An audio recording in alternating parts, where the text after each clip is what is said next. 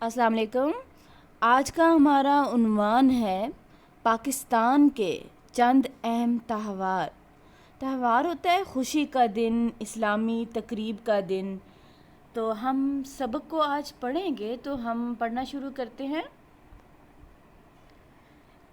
انسانوں کے رہن سہن ہوتا ہے طرز زندگی، معاشرت اور زندگی بسر کرنے کے آداب و اطوار ہوتا ہے طور طریقے، اور اس کی تہذیب کہتے ہیں رہن سہن کے اصول۔ ثقافت طرز تمدن کو کہتے ہیں، ثقافت کی تشکیل کرتے ہیں۔ ٹھیک ہے، ایک دفعہ پھر لائن دیکھتے ہیں۔ انسان کے رہن سہن اور زندگی بسر کرنے کے آداب و اطوار اور اس کی تہذیب و ثقافت کی تشکیل کرتے ہیں، یعنی ہم جس طرح رہتے ہیں اور زندگی گزارتے ہیں، زندگی گزارنے کے جو ہمارے طور طریقے ہیں، جو ہمارا رہن سہن ہے، وہ ہماری ثقافت کو تشکیل کرتے ہیں۔ ہر قوم کی تہذیب اور ثقافت مختلف اور انفرادی رنگوں کی حامل ہوتی ہے۔ ثقافت میں نے جیسے اوپر بتایا آپ کو، طرز تمدن یا تہذیب کو کہتے ہیں۔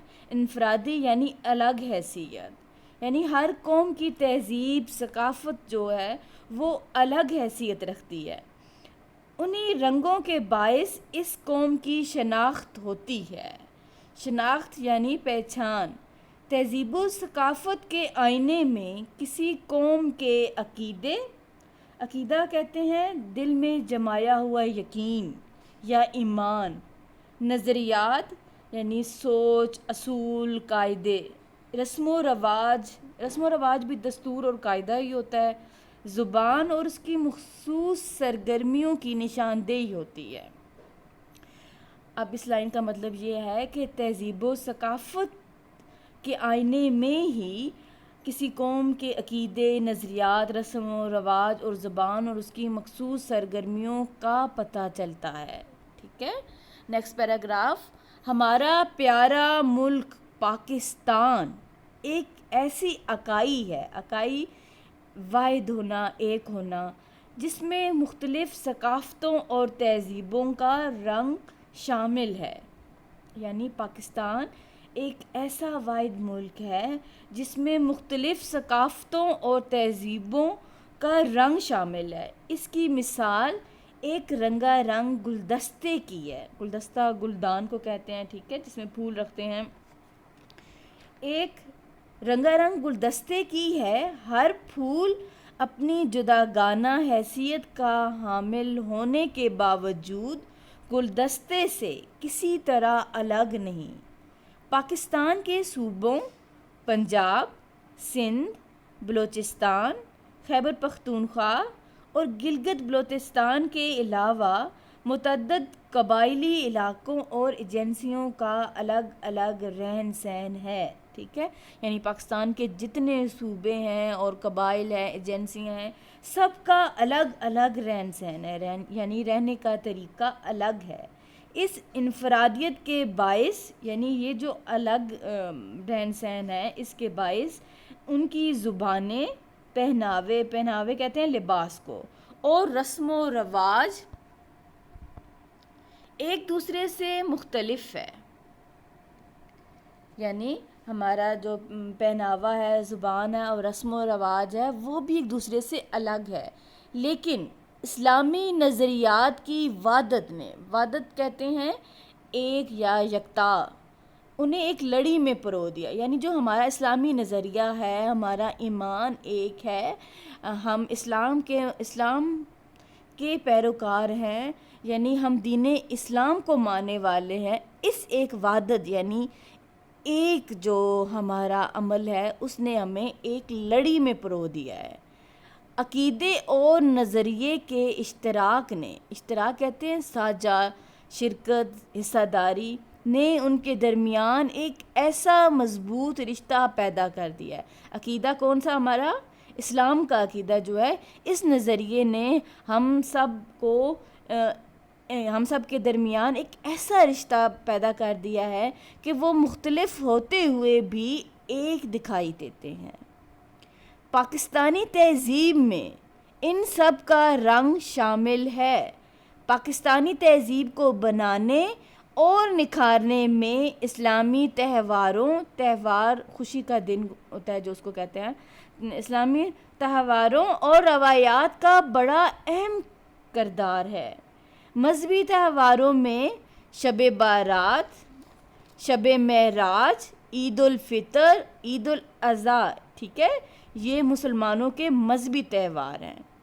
یوم عاشوراء، محرم اور جشن عید میلاد النبی خاص اہمیت کے حامل ہیں۔ اسی طرح غیر مسلموں کے مذہبی تہواروں میں کرسمس، دسہرہ اور دیوالی وغیرہ شامل ہیں۔ ٹھیک ہے، آپ نے یاد رکھنا ہے کہ پاکستان کے میں رہنے والے یا اسلام کو ماننے والے لوگوں کے مذہبی تہوار کون سے ہیں، اور پھر اس کے علاوہ غیر مسلموں کے مذہبی تہوار کون سے ہیں۔ مذہبی تہواروں کے علاوہ قومی اور علاقائی تہوار بھی پاکستانی تہذیب و ثقافت کا اہم حصہ ہیں۔ یعنی بس مذہبی تہوار ہی نہیں منائے جاتے ہیں، اس کے علاوہ قومی اور علاقائی تہوار بھی ہوتے ہیں، اور وہ بھی پاکستانی تہذیب و ثقافت کا ایک اہم حصہ ہیں۔ یہ تہوار لوگوں کے درمیان محبت، اخوت کہتے ہیں بھائی چارہ یا دوستی کا رشتہ مضبوط کرتے ہیں، ٹھیک ہے، اور ان کے لیے کاروبار اور تفریح کا ذریعہ بھی بنتے ہیں۔ پاکستان کے اہم ثقافتی تہواروں میں چند ایک کی تفصیل یہاں پیش کی جاتی ہے۔ یعنی اب ہم جو پاکستان میں اہم ثقافتی تہوار جو ہیں وہ منائے جاتے ہیں ان کی تفصیل ہم پڑھیں گے۔ تو سب سے پہلے ہے لوک ورثہ کا میلہ، ٹھیک ہے، لوک ورثہ کا میلہ ہے، یہ پاکستان میں قائم کیا جاتا ہے۔ پاکستانی تہذیب اور ثقافت کے فروغ اور تحفظ کے لیے، فروغ کہتے ہیں ترقی دینا، اسلام آباد میں لوک ورثہ کا قومی ادارہ قائم کیا گیا ہے۔ کہاں پر قائم کیا گیا ہے؟ اسلام آباد میں لوک ورثہ کا قومی ادارہ۔ اس ادارے کے زیر انتظام ہر سال اکتوبر کے پہلے ہفتے میں لوک ورثہ میلہ منعقد کیا جاتا ہے۔ آپ نے یاد رکھنا ہے کہ ہر سال اکتوبر کے پہلے ہفتے میں لوک ورثہ کا میلہ منعقد کیا جاتا ہے۔ یہ میلہ ایک ہفتہ جاری رہتا ہے۔ اس میلے میں رنگا رنگ تقریبات کا انتظام کیا جاتا ہے۔ پاکستان کے مختلف صوبوں کی دستکاری ہوتا ہے ہاتھ سے کام کرنا، اور گھریلو صنعتوں کی نمائش ہوتی ہے۔ نمائش یعنی دکھاوا، پیش کرنا۔ اب جب یہ میلہ جو ہے منعقد کیا جاتا ہے تو اس میں مختلف تقریبات ہوتی ہیں۔ پاکستان کے جو مختلف صوبے ہیں وہ اپنی دستکاری یعنی انہوں نے ہاتھ سے جو کام کیا جاتا ہے، اور اس کے علاوہ گھر میں جو چھوٹی چھوٹی صنعتیں ہوتی ہیں جیسے کپڑا تیار کرتے ہیں، جوتے تیار کرتے ہیں، قالین تیار کرتے ہیں، وہ سب لوگ جو ہیں اپنی بنائی ہوئی چیزیں نمائش کے طور پر پیش کرتے ہیں، جس سے ہر صوبے کی تہذیب و ثقافت کو جاننے کا موقع ملتا ہے۔ مختلف سٹال لگتے ہیں جن میں پورے پاکستان سے لوگ اپنے ہاتھوں سے تیار کی ہوئی مختلف چیزیں نمائش کے لیے رکھتے ہیں۔ اس میلے نے عالمی سطح پر بہت شہرت حاصل کر لی ہے، اور اب تو 20 سے زیادہ ممالک کے دستکار اس میں شرکت کرتے ہیں۔ دستکار یعنی ہاتھوں سے کام کرنے والے۔ بلا شبہ اس میلے کی وجہ سے پاکستانی ثقافت اور تہذیب کو عالمی سطح پر مقبولیت حاصل ہو رہی ہے۔ مقبولیت یعنی شہرت حاصل ہو رہی ہے، اور پاکستان کے مختلف صوبوں کے افراد کے درمیان بھی اشتراکی عمل بڑھ رہا ہے۔ اشتراکی عمل یعنی حصہ داری، میل ملاپ جو ہے وہ بڑھ رہا ہے۔ در حقیقت یہ میلہ پاکستانی ثقافت کے مختلف رنگوں کو اجاگر کرنے میں یعنی نمایاں کرنے میں اہم کردار ادا کر رہا ہے۔ آج ہم ریڈنگ اتنی ہی کریں گے، باقی ہم انشاءاللہ کریں گے۔ چینل کو لائک اور سبسکرائب